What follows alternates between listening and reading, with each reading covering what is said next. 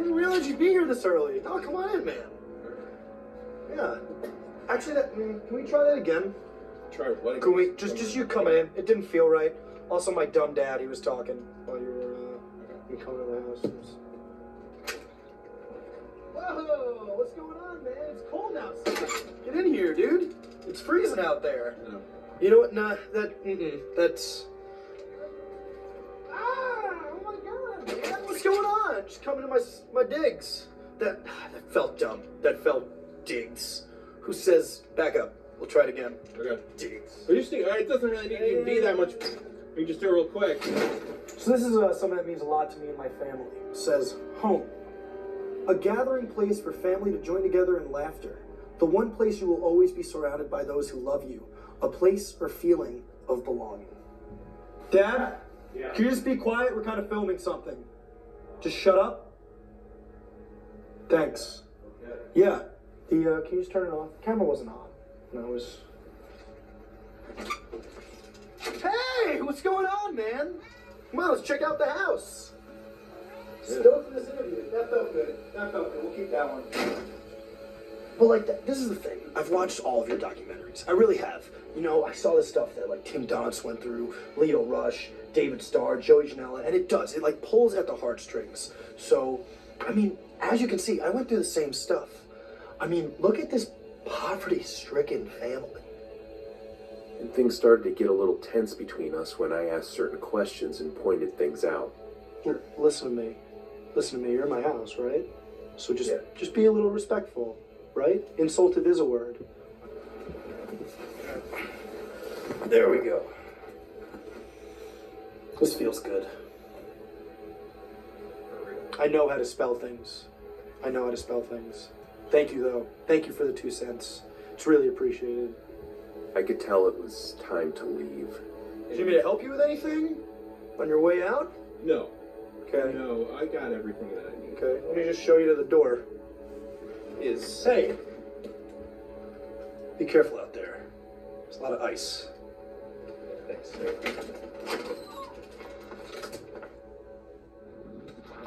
On my way back to my car, I approached a neighbor that actually lived across the street from Max. The Friedman family?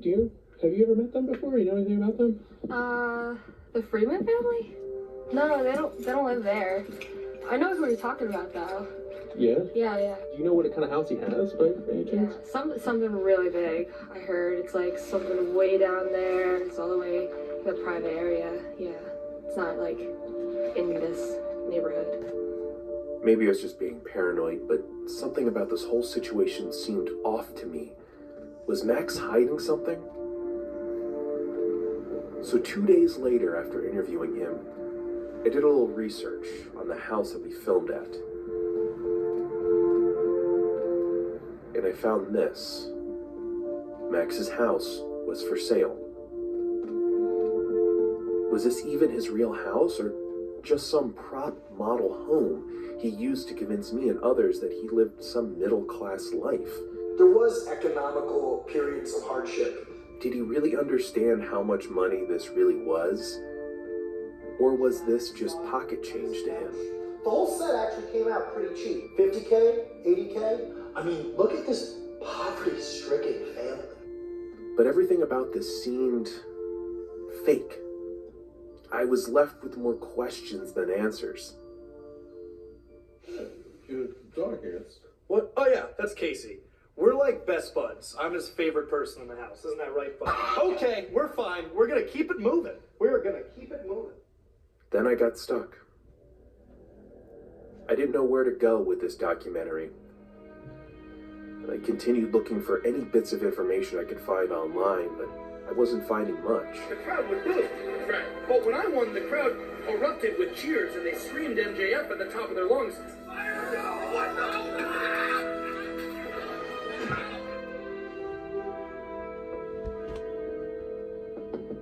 And then I got an interesting phone call.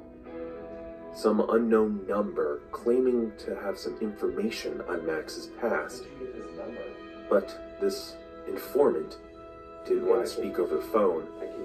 They wanted to meet in person.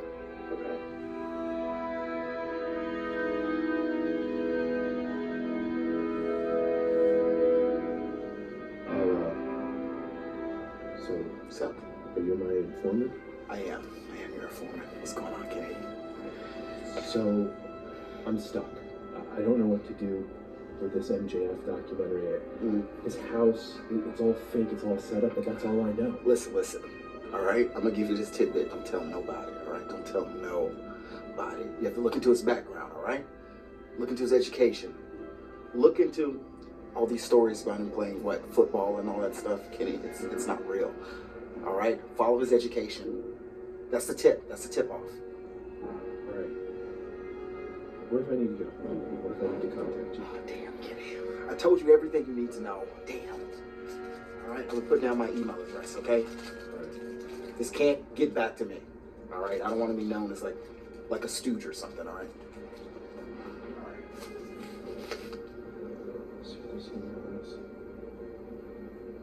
Not Stokely Hathaway at hotmail.com. After meeting with my informant, who clearly was not Stokely Hathaway, I went back and reviewed all my footage from Max's house, looking for anything to do with the university he attended. And then I found something interesting. What's that M right there? Is that the school that you went to? We're gonna head out now. This has been my room. You're welcome. Just gonna move. No, why can't you mention the school? You said Ivy League, right? I don't think we need to go here. Like Brown or something? But I told you the story, you know. Right. So you're gonna put it into your little camera machine and we'll use it, you know. I just go interview some of those people too to kind of back up what you're saying. Legally, I'm not obligated to tell you the name of the university, okay? So how about we just drop it? Thanks. And thanks to my informant, I was able to find the school that Max attended. So I went to an Ivy League school that I legally can't name. My informant led me to a faculty member who did not want to appear on camera at all. They said they knew how to get in touch with one of Max's old football coaches. But of course we couldn't arrange a meeting on campus. At this point I felt like I was going on some wild goose chase. Was I ever going to find any actual answers, information on who Max was? Hold on. You weren't followed, right? No, it's good. Are you positive? This is where I live. Okay, come in quick. Just go straight downstairs. And I was there for a full week, for what they like to call Hell Week. Max was one of the worst prospects we have ever had come to Hell Week. It wasn't what some might call hard. He complained all the time. He just had this idea of himself that he was so great. He was physically fine, but he just thought he was a star. And he thought he should have everything. And I was just I didn't feel anything. So Max's roommate came to us. Turns out he narked on me. He said Max was crying a lot. He may have been having a kind of nervous breakdown. And head coach brought me to his office that day. We tried to let him down as gently as we could, but we had to let him know that he wasn't going to make the team. We love you so much. You're amazing. And when I said those words, cut him, he just went 0 to 100. He was putting himself down off my walls. He was knocking over bookshelves. They had to call campus security. And by the time they got here, he was just crying. And I just don't know what to do with that. Now, why don't you want to appear on camera? You've asked to have your face blurred, your voice unrecognizable. Why is that? Look, I'm going to be honest. Max is really wealthy. I know his family has a powerful legal team, and he goes after people. But I also feel like the truth deserves to be out there, because if you're relying on what Max has said, you're just getting a steaming pile of crap. If Max went through all this trouble to hide something simple like his background in football, what else was he willing to do to cover up the things that really mattered? But anyway, yeah, this right here, we all love each other here. Big happy family. I kept going back to his family. The day when I interviewed him, there were people in his house. I assumed they were his parents, but I was not allowed to interview them in any way, or even meet them in person. If that was a prop home Max used, who were those people in the house that day? Actors? Are your folks home now? We can interview them real quick. No, I don't think that's the best idea. I don't think that's Because that's always a good idea to show kind of the human element. They're real busy. They're real busy right now. They're doing stuff and things. He's upstairs watching TV. No. Nope. Where are his real parents?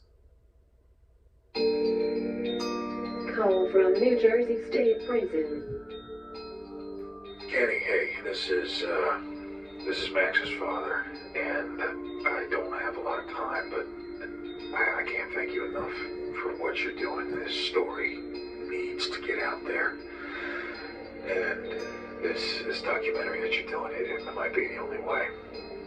My son Max is a monster, and he was able to abuse the system to get to his inheritance early by calling Child Protective Services on me and his mother. It all started when I wouldn't let him watch WrestleMania 28 after he crashed the family Lamborghini into a Taco Bell. Alright, he kept screaming at us, but on this WrestleMania, and he called Child Protective Services, and he made up this extremely elaborate story about his mother and I hitting him and abusing him non-stop. I mean, just the details that he made up were so disturbing. He's sick. I mean, we've been in and out of prison for years now, just trying to fight this thing in court. I mean, if that's... What's that? Hey, yeah, okay. Yeah, all right, okay. Yeah, Kenny, look, I gotta go. He's bribing the guards here. I gotta go. This is, shit, this is not good. I'm sorry. Wait a minute! Wait a minute! Get off me!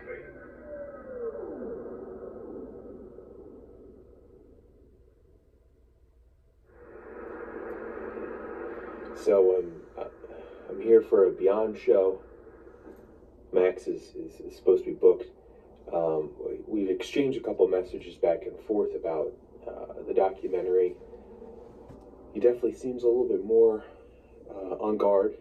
I don't know. I really hope that he doesn't see this as me trying to ambush him here today. That's not my intention at all. I'm just trying to find some answers, trying to find some truth here. I've heard so many things. I'm just trying to figure out who he really is. So, all right, yeah, let's go do this.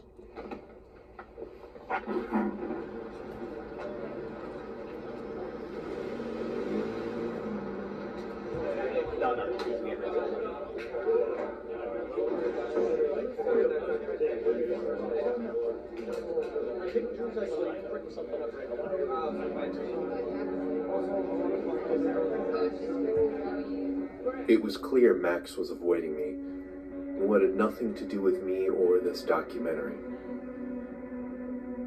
The main goal of this documentary was to prove that the man Max and the character of MJF were not the same person, but I'm pretty sure I was manipulated into making a documentary about a fictional person.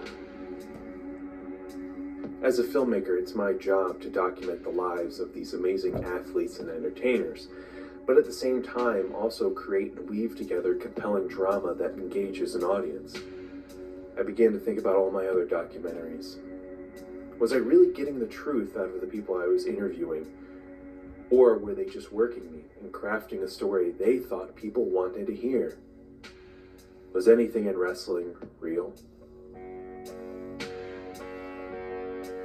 I knew I had to confront Max now. So, I'm glad we could meet up again. Yeah, man. I gotta tell you, I don't have a lot of time. I know, but there's I'm trying to get out of here. Like, I had my match, we had our fun. You got to hear everything about old MJF. I know, but listen, I found some stuff. I went and interviewed your coach at your school, and he said something completely different in regards to how you got kicked out. Are you calling me a liar? Is that what you're doing? I don't know what I'm calling you, because it seems like you told me one thing, and then I go find these things out. Like that house we were in, that's not even your house. Some house up for sale. You know what? No. Let me explain something to you. The only thing you told me... Listen to me! Stop, listen. Hey! I want you to be very careful where you proceed from here, okay? What you're gonna do is you're gonna keep your goddamn mouth shut. you understand me? And you're and you're gonna post all the good stuff about me like a good boy. You're gonna do your job. You're gonna do your job. I don't even know who you are. The only thing you told me the truth was your name. That's the only thing that's real. Shut up! Shit. You figured it out. Wait. Is this a microphone?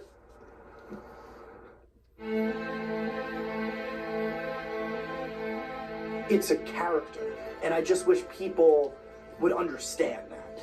And understand that, like, I'm, like, genuinely an amazing person. I feel like I can tell a story.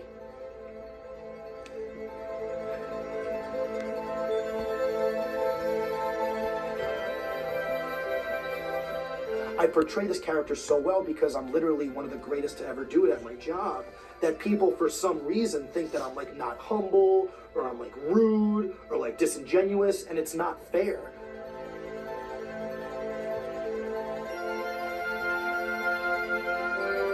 It's just two different people.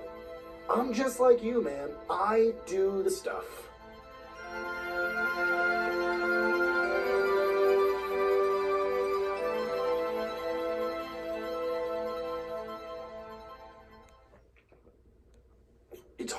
It's hard for me to open up about stuff like this.